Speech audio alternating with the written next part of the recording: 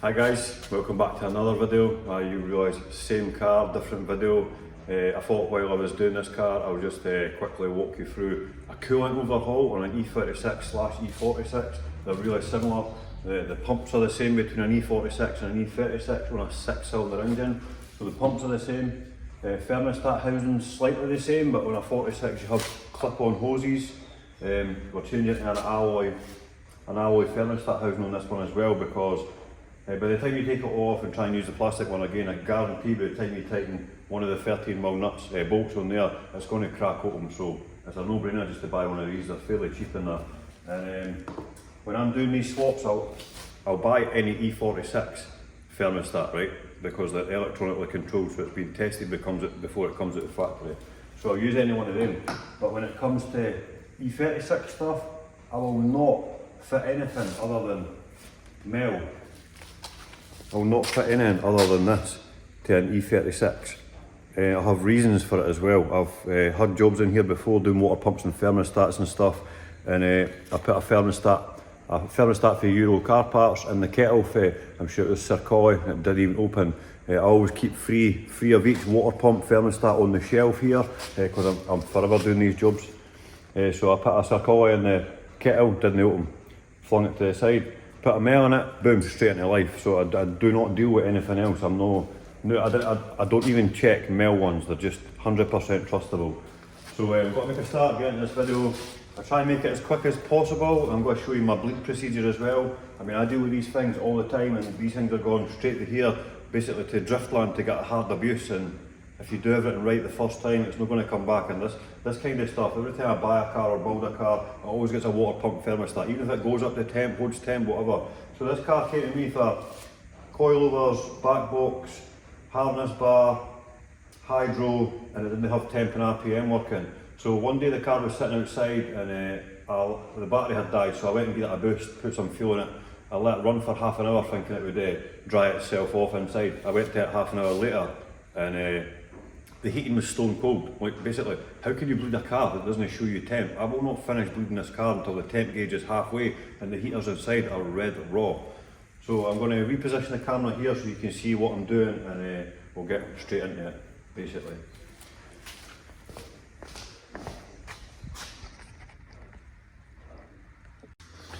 Right, so when it comes to these viscous fans, I don't even waste my time with these fancy tools to do them. I take a hammer and a chisel and do it the man way. So these fans are reverse thread, so you need to basically hit it on to take it off.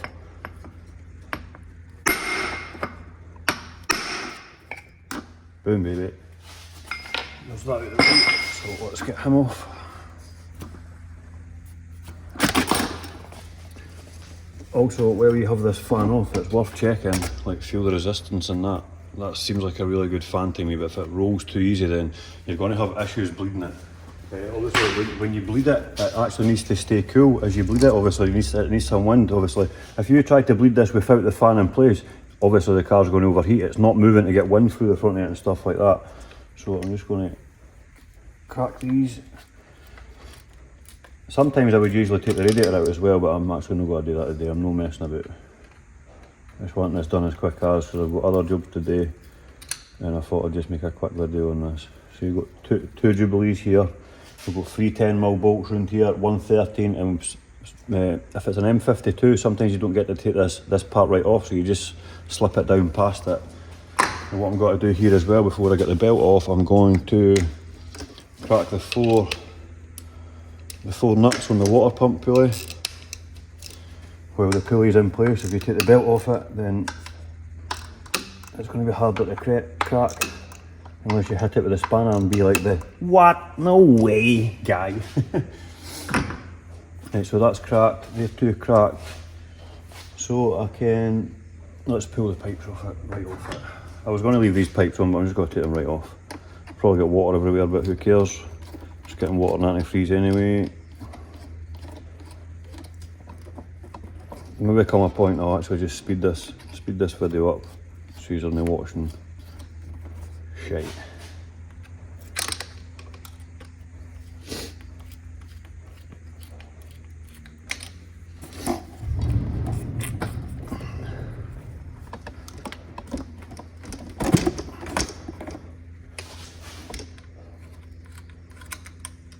So I'll take the top pipe right off, but I'm not going to take the bottom one right off. I can stay on the radiator because that will definitely get water everywhere. Oh, it already looks awesome in there. Look at the like pure rust in that pipe. Amazing. Amazing. Almost looks like it's had like some kind of steel seal or something in there. That could be exciting. Next I'll just work this belt back. So this is an M50, it has, M50's got this top tensioner here, an M50 has this, and like a M54 3 litre has this.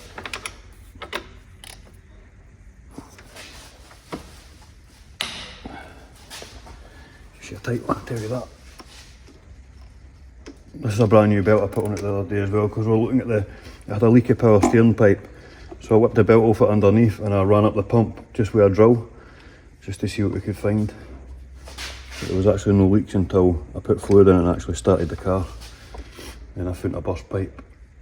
And the guy who built the car before, he put a 4-cylinder, like M42 pipe on it, backwards on that. Awesome. So, like I said, this is a brand new belt. Because I looked at his one, it was like cracked to death. It would have got like two laps out of it and it would have died. So that part's already been done.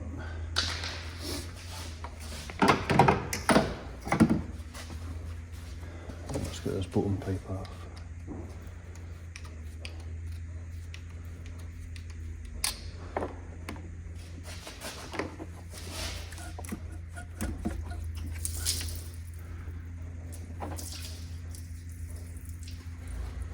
Water doesn't look too bad on that side, but it doesn't look like it's had antifreeze. Big no. Antifreeze actually acts as coolant as well. Like keeps the car cool. You've got antifreeze. 1, it's going to freeze. 2, it's going to get like too hot, over temp. That's what it's called, coolant, not just antifreeze. Also keeps the car cool.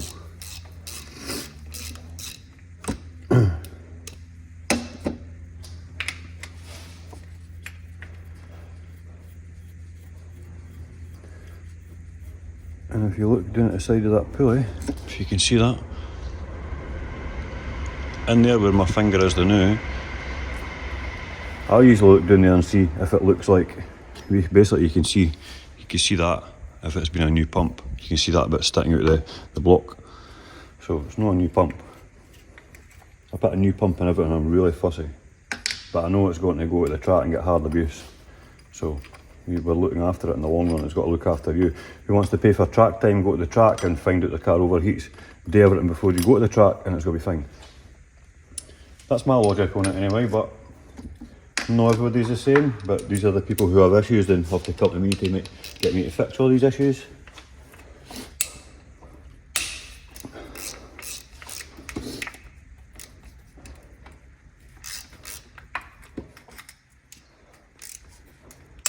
Let's see if there's a thermostat in here.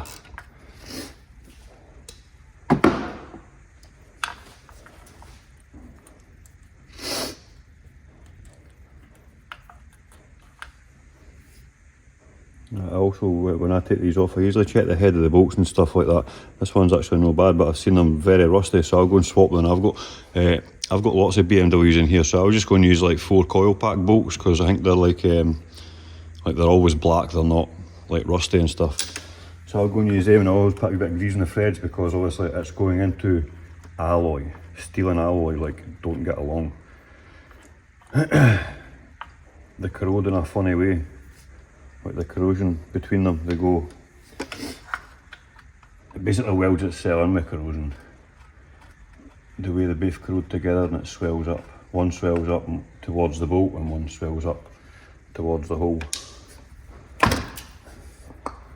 Look, no thermostat, fat husband, it's fucking covered in shit.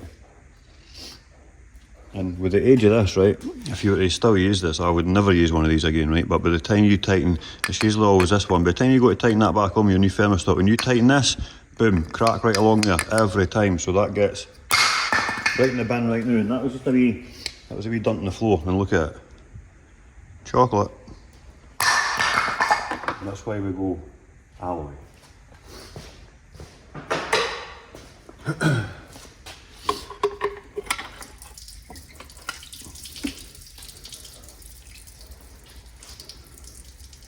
looks like a factory BM. A factory BM thermostat. Look at the state. It's stinking, mate.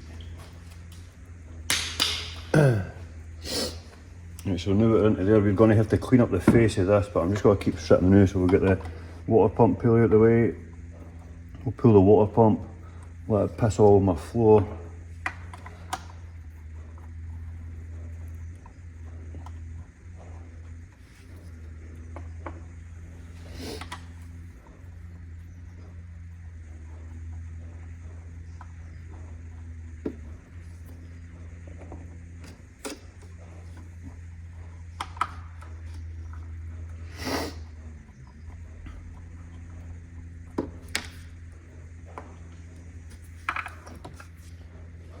One water pump pulley goes on this side facing out, so it's cupped like a wheel.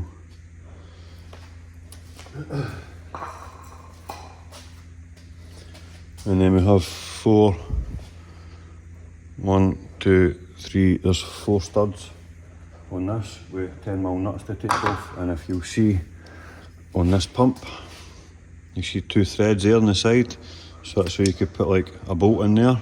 And by the time you thread it in, it pushes the pump out, because they can be pretty hard to get out sometimes. So you're better using that method. But sometimes you put a bolt in and the threads actually snap right off.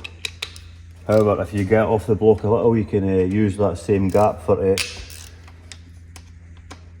stick like a pry bar in. You lever it side to side just gently and it will pop out. It's just popping past the seal.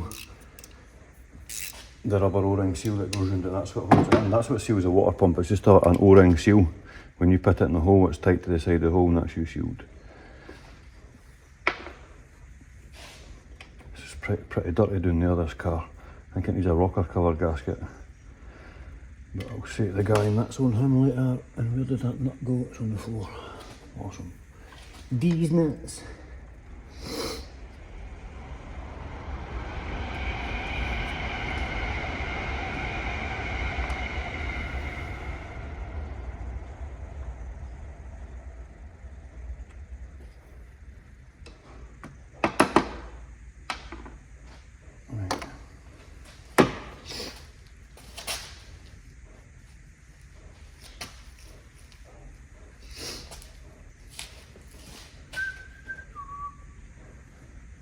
Right, so we're going to go ahead, and it was this one and there's a long one. These two. So I'm going to use these two and just wind them into the threads on the side of here, and that'll create a pull to pull it off the block.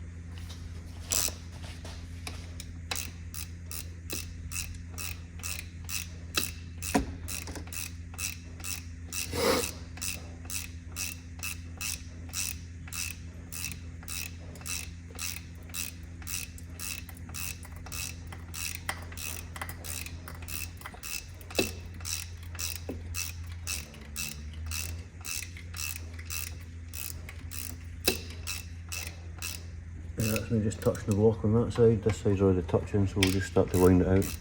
That's what it's not touching yet. That's me touching now. As we're starting to pull a gap, you can see it opening up there. Just pull it out evenly. It comes to a point where it'll just pop past the rubber.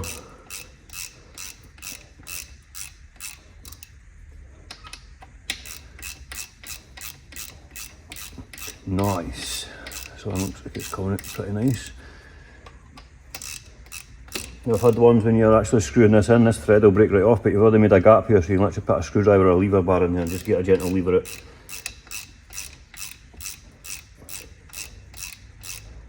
Let's nearly ready to let go and we'll see all the ginger water that comes out of it.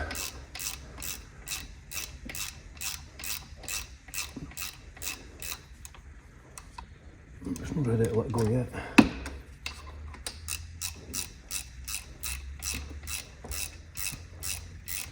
She's a coming. There we go. She off. Right, let me see what comes out of here. So it was a metal water pump at least. And it wasn't a meyle. No, it's not a meyle. So that can get the fuck. Anyway.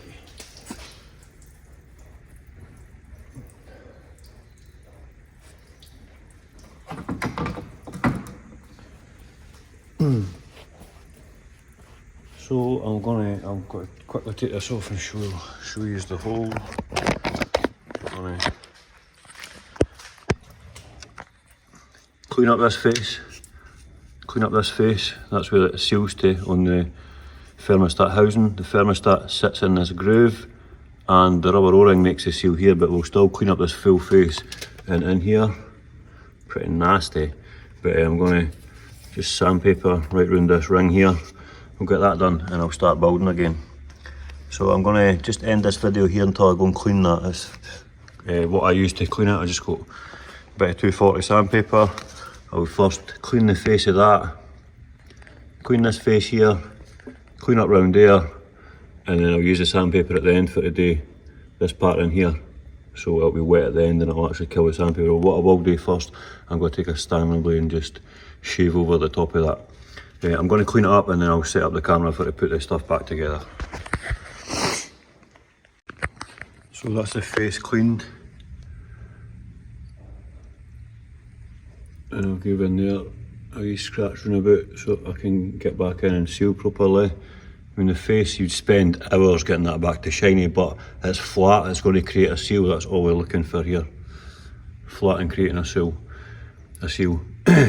So I'm going to put the water pump back in, put the gasket on it. I've got a bit of fairy there just to run round the ring of the gasket just so it pops in. I'm going to get my tub of grease and I'm going to put a wee tab of grease on all these bolts, these 4 studs here, and start putting it back together. So I'm going to go and get a tub of grease. I'm going to set the camera mount back up and I'll probably just put this bit on time lapse because it's basically reverse order. As long as everything's clean, blah blah blah, it's reverse order of how we took it off. So I'll just time lapse the next bit.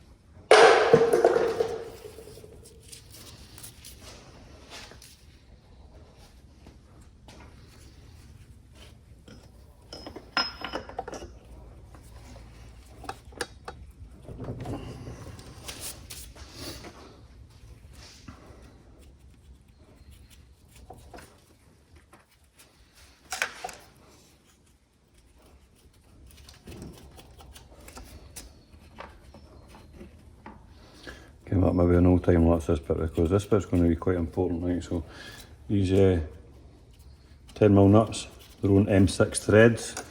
So torquing them, you've not got to torque them like, but you just run them tight, run them to the bottom out, and then just give them a wee nip. Just feel it. They would only usually get like 12 to 15 newton meters, and then after that, like the M6 thread would like break. And it's not like there's no strain on this pump when it's in there, because the strain is actually, as long as it's located in there, it's actually holding itself in with this. This is part of what's holding it in there, and it's sitting on the studs, and it being no tight to the head, but like just sealed to the head. The block, sorry, we're on the bottom end here. So usually just go tight with it, and then just feel, just maybe, not even a quarter turn maybe, so tight to the block, and just feel it and just get a nip. That's more than enough for it. And the next part is like the worst part sometimes. So we'll get the water pump pulley. This part can always be a cunt to line up, because that distance from there to there is different from that distance from there to there. So trying to put it on the pump the right way can be a pest, but let's see if we can get it right first time.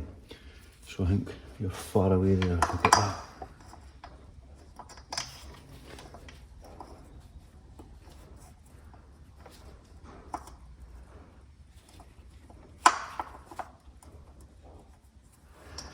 So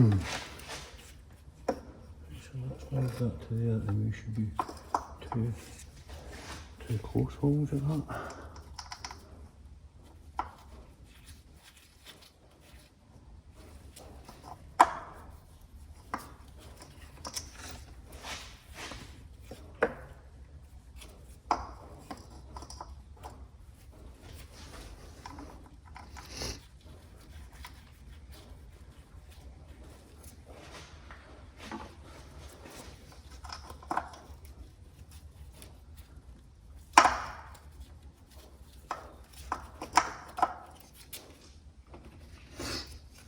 Yeah, this part could be a pest, especially if you've not got the rad out so you can see in, so you have to kind of do it by feel. So what I done there was I lined up the two closest holes at the top, like dead straight up and down, and offer the pulley down at that, and just spin the pulley back and forth till you get one. If you get one, it will sit on its kind of keyway, and you'll get to just wobble it back and forward until you've got the next one in. Then if you've got two in, the other two have to go in.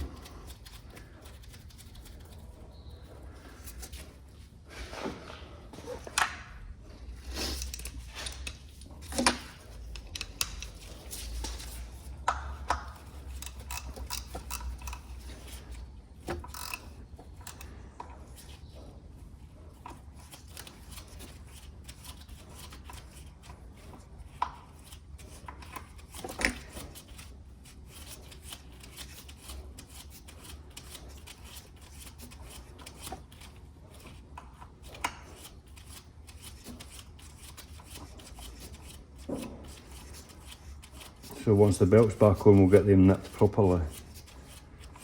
This belt is really exciting to put on. Very, very exciting to put on. So I think I'll just do the belt now. If you're not sure about your belt rotation, take a picture of it before you take it off. But you basically go right round the outside of all the pulleys. So it goes round the outside of everything, but when it comes between the water pump and the crank pulley, so you go under the water pump to the tensioner, and then back to the crank pulley. By the time you've done that,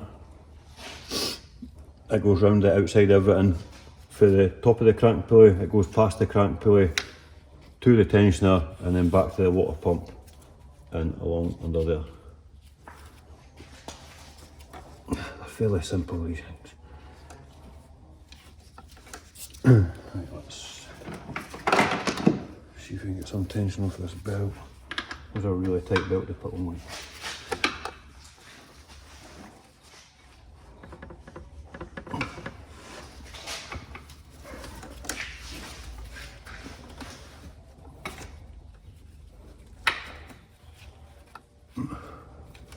Come on, man.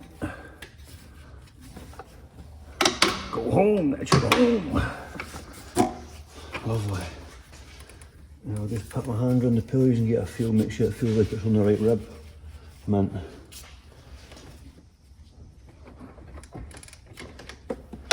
Right. Time for thermostat housing, so the gloves off for this and keep everything clean. A rubber gasket can only go in one way, you can look at that. Can't really go in that way. So I would never put a bit of sealer on these unless if I took this off and it had an alloy housing, I would either change this gasket or I would take the gasket out. I put a bit of instant gasket in there so it filled the hole. I push this in, by the time you push that in, some of the sealer comes up past it and it'll create its own seal. So sometimes I'll put stuff underneath it, put this in and then put an wee bit on the top of it, but I'll never do this bit because the thermostat's O-ring is going to do this for you. So I'm going to stick the thermostat in its hole, which fits nice and tight. I'm going to offer this up and I'm going to hot up in with first. Yeah, let's just put a 10mm in it, so I'll get 10mm ready.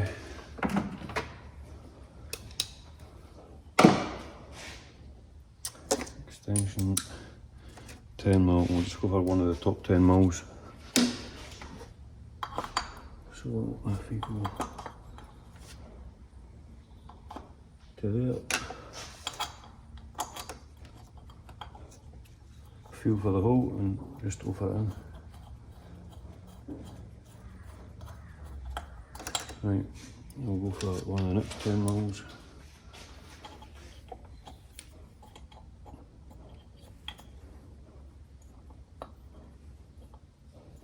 These are the same M6, so you only go so tight with them.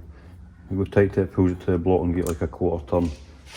The last thing you want is one of them snapping in the head and I want to pull it all back off and try to weld a nut to it and that, but it's been done before.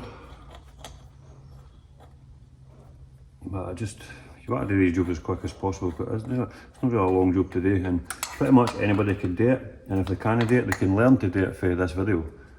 I don't know what somebody would charge to actually do this. Like in a real garage. Right, so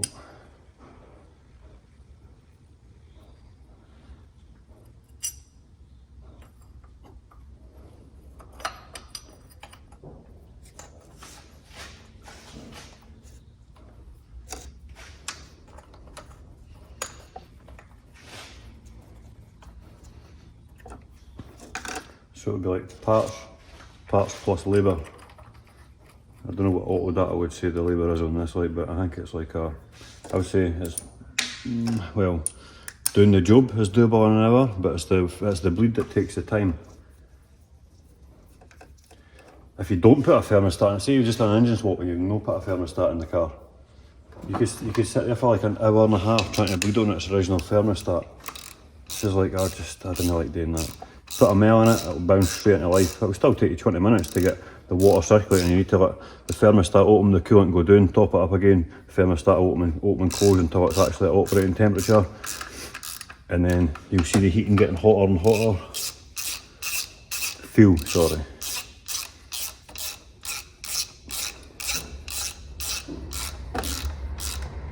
Right, so 13mm can get a wee nip, right? That's with an M8 thread, no an M6. I'll just try and keep that earth a bit happy by the time we tighten this. Right, we'll go back to the 10s.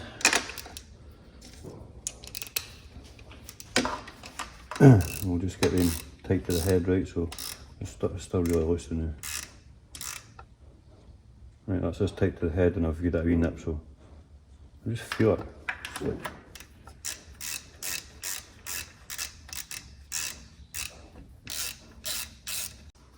Sorry guys, I've memory around my phone. I had to go and delete some videos. So right, I've got that one tight to the head, so it's already had the wee nip, so I was under here. Get this one tight to the head, till it touches the head, well, till it squeezes itself out. That's us there, so maybe not even a quarter turn, more than tight enough there.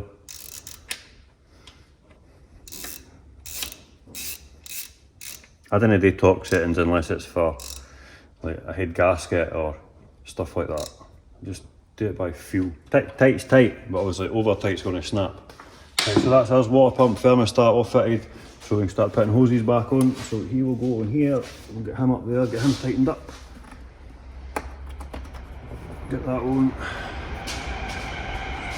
Put that hose.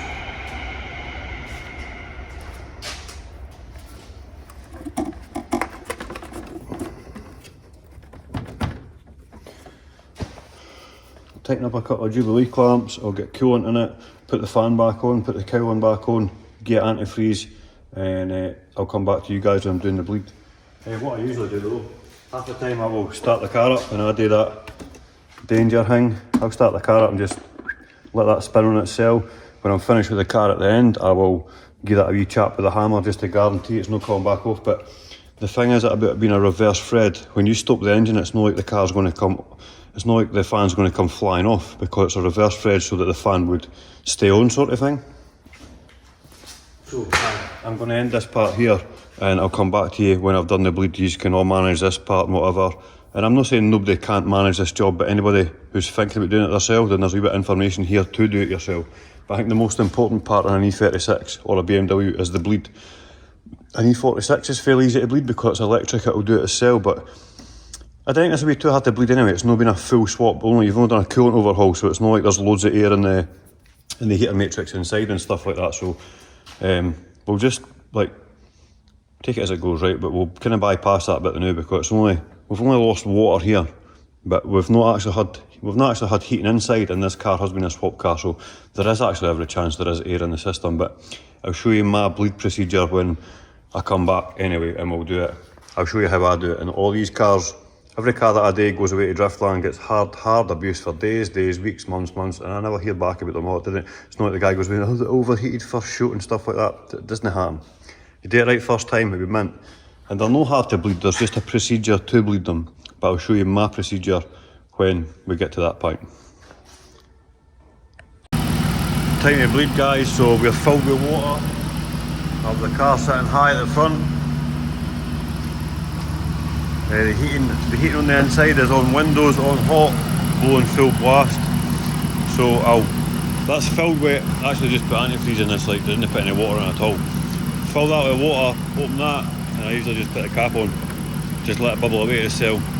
Every now and again I'll take the cap off and top up with water and stuff like that. I'll probably just time lapse this part, but what I usually do here, I'll wait till the temp goes up a bit, wait till the heater start getting warm. I'll take this off, top up with water, and when it gets closer at the end, sometimes I see me putting the bleed nipple back in and then leaving that open and revving it so you can see the actual water coming out this wee bit here to make sure it's actually circulating. But I won't stop bleeding this until the temp gauge is bang in the middle and the heaters are red hot and don't fade away. So I'll probably time lapse the rest of this bit for like here on out.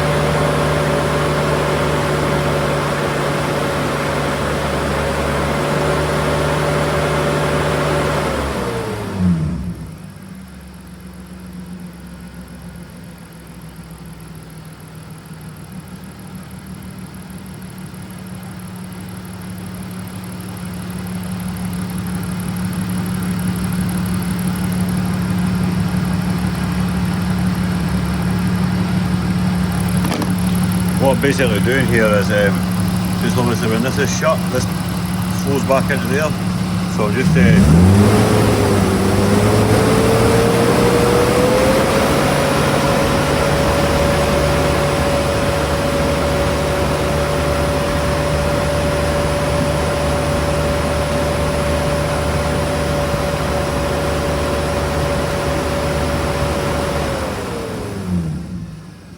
really making it flow round.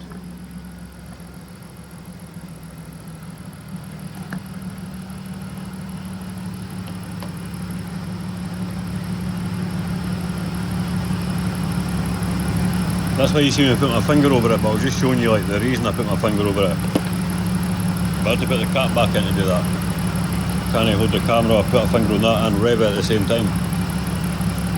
At the end when I'm happy with the bleed as well, I'll put the bleed nipple in, top the level up, and I always hold the car revving so it's constantly squirting that way when I actually screw the lid back down.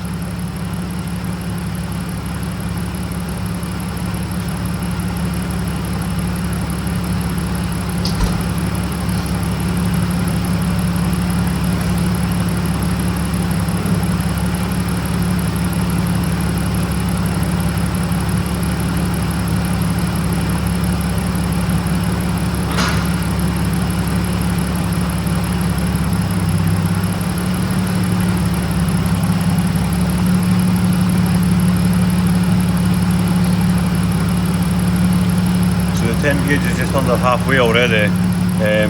Obviously it wasn't going to be a proper bleed anyway because we only changed stuff here.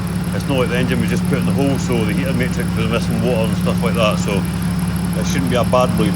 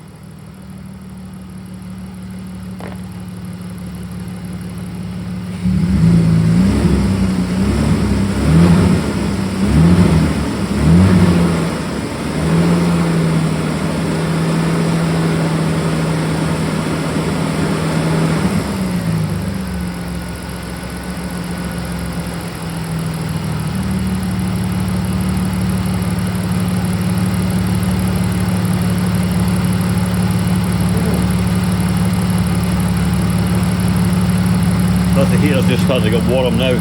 But when I put that in this time and revved it, the bottle nearly backed up on itself, but I'm kind of forcing some flow, so it kind of forces the thermostat to open by keeping some heat in there by circulation.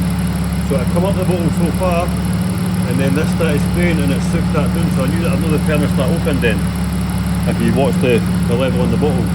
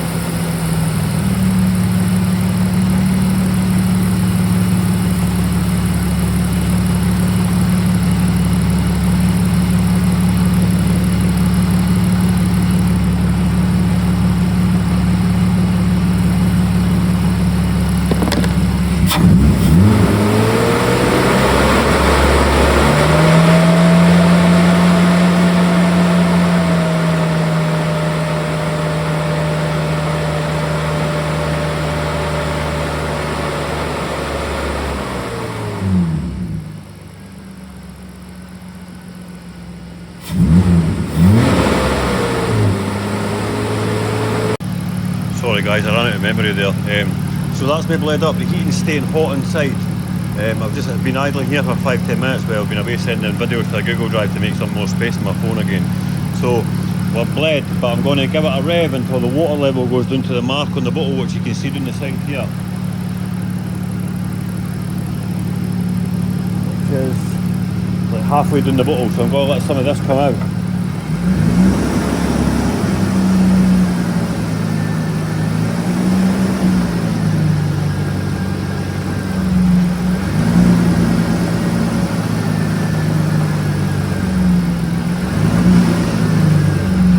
Right, that's me at level. So now, put this cap on. And when I'm going to put this lid on, I'm going to put this lid on now, but I'm going to rev the car as I put it on, so that this stream is always flowing this way. That means that there's no... So I'm going to put the cap on now, but I'm going to hold the car revving, so I've got a steady flow here.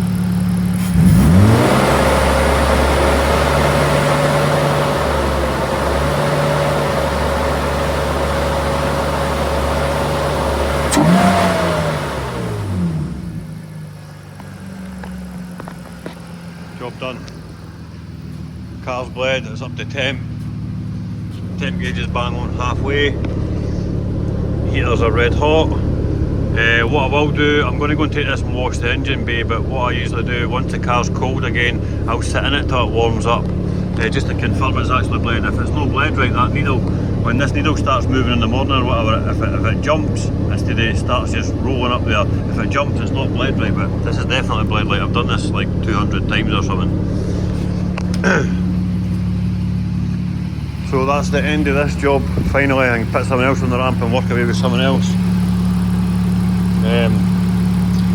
I'll maybe just make an engine bay video again on washing this E36 one, since my other engine bay video got copyright on it because I had the radio playing in the background when I was in this part with it. So yeah, thanks for watching. Please like, share, subscribe, comment, whatever. I'll talk to you, no bother. Take it easy guys.